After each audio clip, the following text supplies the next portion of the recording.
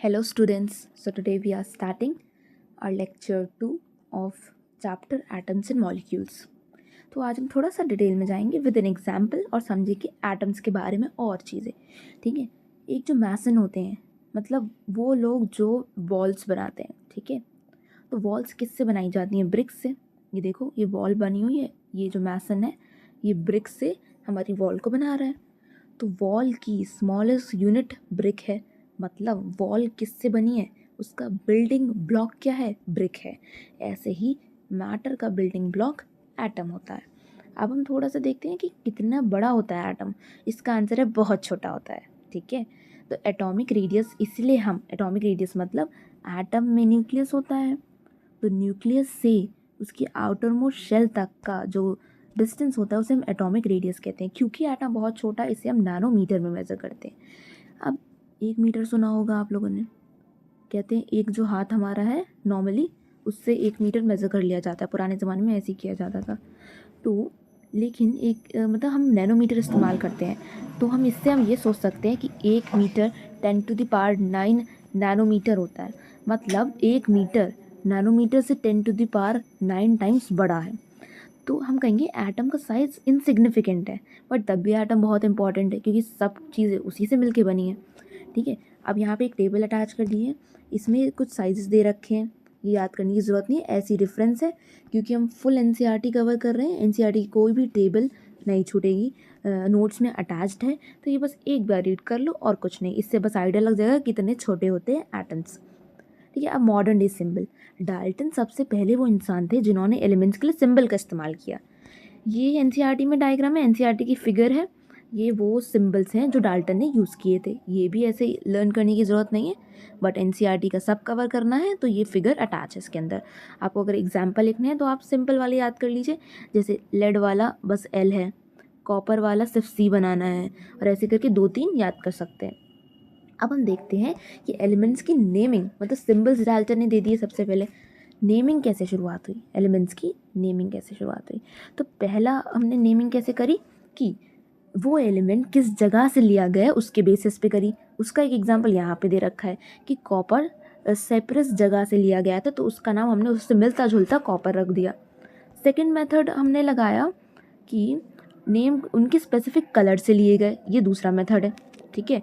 Gold का name लिया गया क्योंकि गोल्ड का नेम लिया गया फ्रॉम द इंग्लिश वर्ड जिसका मतलब होता है येलो, क्योंकि गोल्ड हमें येलो सा दिखता है. ठीक है. अब के ज़माने में क्या होता है, ये पहले के मेथड थे कि जहाँ से लिया उसके हिसाब से रख दो, उनका कलर क्या है उसके हिसाब से रख दो. लेकिन अब नेम्स रखता है, डिसाइड करता है IUPAC, international union of pure and applied chemistry. ये एक इंटरनेशनल साइंटिफिक ऑर्गेनाइजेशन है.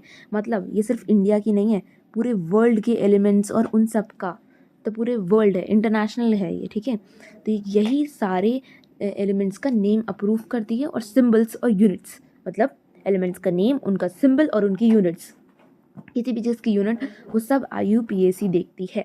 ठीक है. Many of the symbol are first one. देखो बहुत सारे सिंबल जो IUPAC ने रखे वो क्या थे, उसके first letter of a symbol is always written as capital. ठीक है. मान लो कोई भी है, जैसे कॉपर है.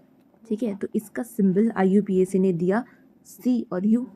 तो ये जो पहला C है इसे हम कैपिटल ही रखेंगे, और जो अगला है लेटर वो होगा स्मॉल में, मतलब लोअर केस में. ठीक है. अब एग्जाम्पल देख लो. हाइड्रोजन का IUPAC ने H रखा. एल्यूमिनियम का हम ऐसे नहीं लिखेंगे, ऐसे लिखेंगे, A बड़ा होगा और दूसरा जो लेटर होगा वो छोटा होगा. ऐसी कोबाल्ट का जो दूसरा है वो छोटा है. तो ये कभी गलती मत करिएगा कि आपने दोनों कैपिटल में लिख दी, ये गलत हो जाएगा. IUPAC ने ये नेम नहीं दिया है अलग, मतलब ये सिंबल नहीं दिया है. कुछ जो एलिमेंट्स हैं उनके सिंबल लिए जाते हैं first letter of the name और कोई एक और लेटर उन्हीं के नेम में. जैसे जिंक. जिंक है, इसका हमने क्या किया, एक तो हमने ले लिया फर्स्ट लेटर Z और एक और बाद का लेटर N. ठीक है. तो जिंक का हो गया Zn. ऐसे क्लोरीन का पहला लेटर ले लिया C और बाद वाला ले लिया L.